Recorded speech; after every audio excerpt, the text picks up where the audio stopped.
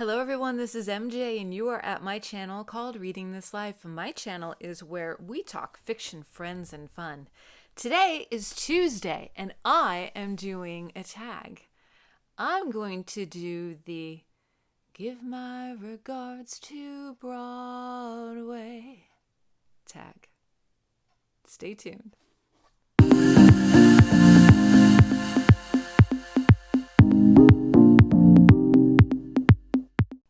Remember, before we get started, let me know, are you a fan of Broadway? Let me know what some of your shows and or songs are. I would be interested to find out. So this is an original tag, and I was graciously tagged in the original tag by the hot new channel Troy Trade Up.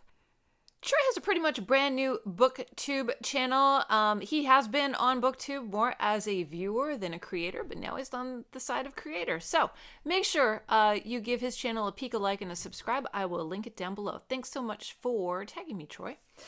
Let's get to the prompts. All right, so we've got 7 prompts. Prompt number 1, Fiddler on the Roof. If I were a rich man, recommend a book in which someone becomes very wealthy or very poor over the course of the story. I am going to say The Invisible Life of Addie LaRue.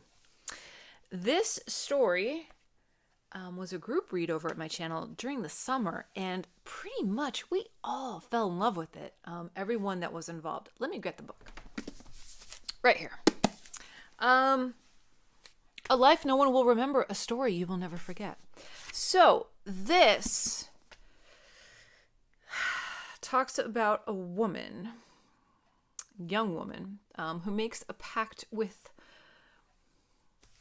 a stranger slash demon slash savory old god, unsavory old god, that takes her out of rushed marriage, arranged marriage situation, and allows her to be independent and live on in her dreams without going through that. But what happens is no one remembers who she is.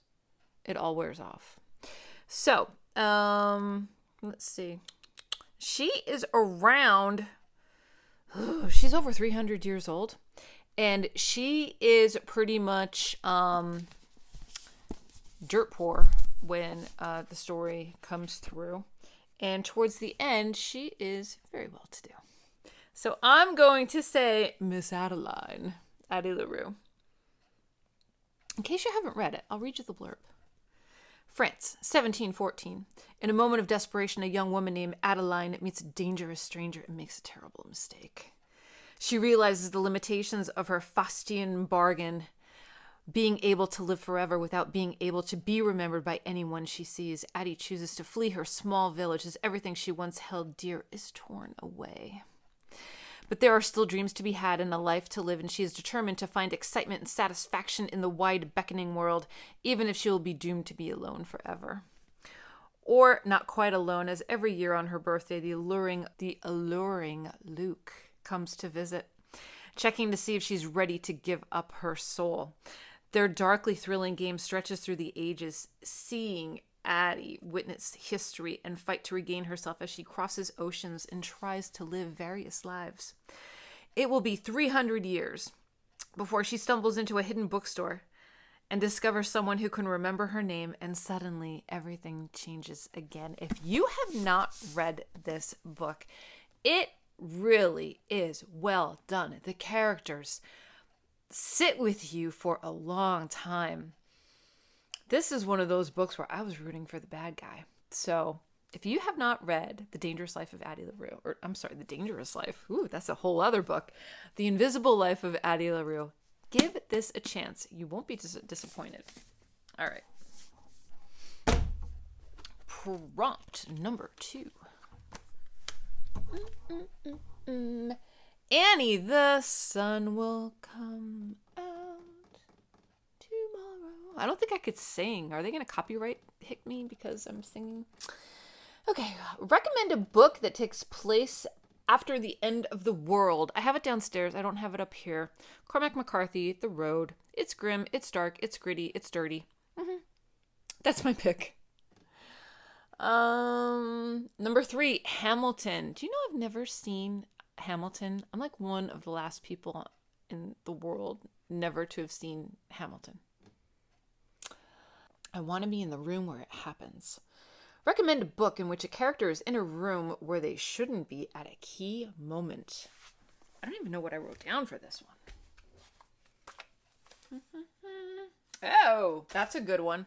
Another one that I have downstairs. This was one of the first books I reviewed on my BookTube channel. In Cold Blood by Truman Capote. Yeah, this is one of the first true crime stories based on true events. And absolutely, those two perpetrators should not have been in the room. Bottom line. Based on home invasion, and a family is murdered by 2 individuals. It's a dark book. It is a gritty book, but it gives you the full story. So if you are one of those people that love true crime, that love watching serial killer shows, all that, I recommend you read True Blood by Truman Capote. It may give you a different insight into this case, and it's really, really well written, I think. That's my opinion. Okay, next prompt.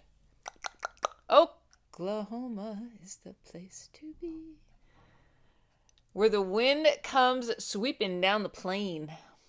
Recommend a book that makes a very good use of its setting.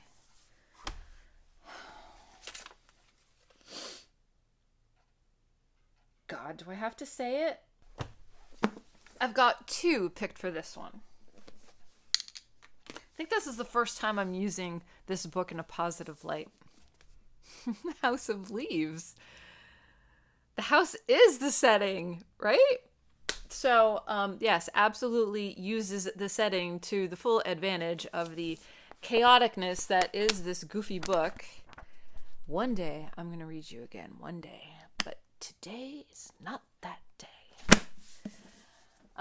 Another one that I picked is a little bit more on the fun side, and that's Richard Lehman's The Cellar. There are 4 books in this series. I am currently on book number 3, and each of the books, the setting is a house that this event happened. In the later books, it turns into a tourist attraction. And in the basement is still where all of the good stuff is happening. So the setting of the house, again, 2 books with houses, really is a focal point in the series. So absolutely takes advantage of the setting, because when you're in the Beast House, you know stuff is going down. Okay. Next. Can you believe I just talked about House of Leaves in like a positive light? Next prompt, number 5, Phantom of the Opera. I've never seen Phantom of the Opera. I know. Turn your face away from the garish light of day. Recommend a book in which a character actively embraces the dark side of their personality.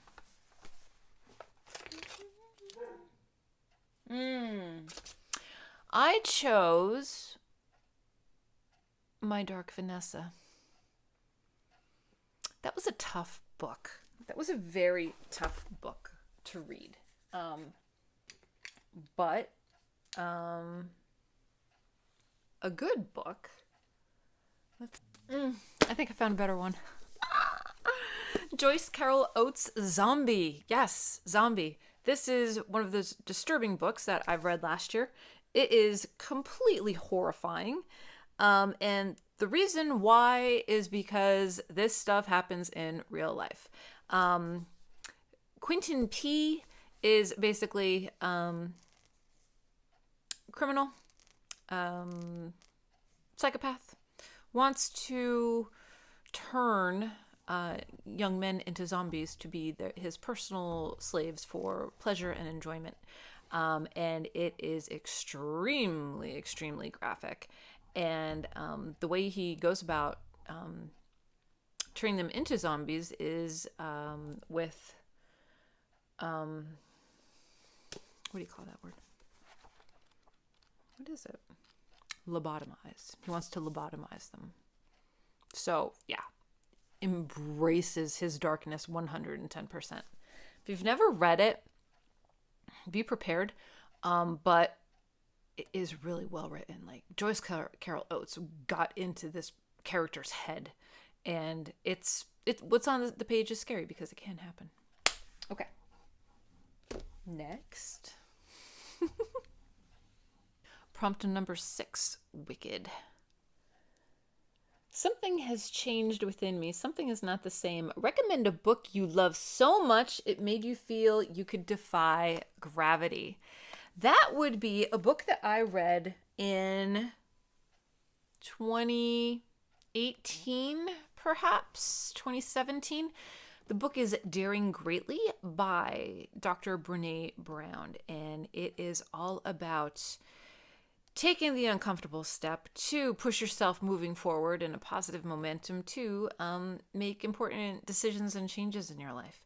And sometimes those are the hard things, but sometimes those are the best rewarding things that can happen to a person. So Daring Greatly by Dr. Brené Brown probably is one of the reasons why I'm here sitting in front of you today.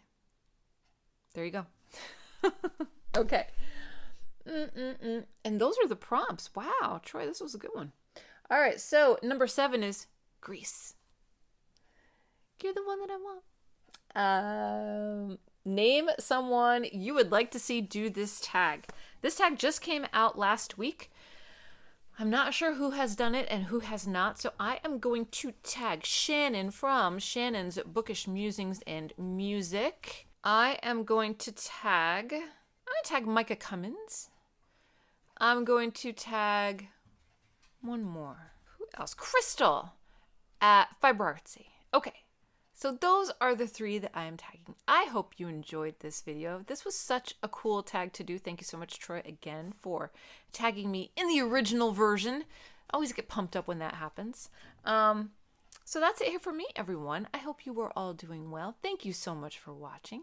And I will see you in my next video, whether it be sooner or later. So until next time, everyone, goodbye for now.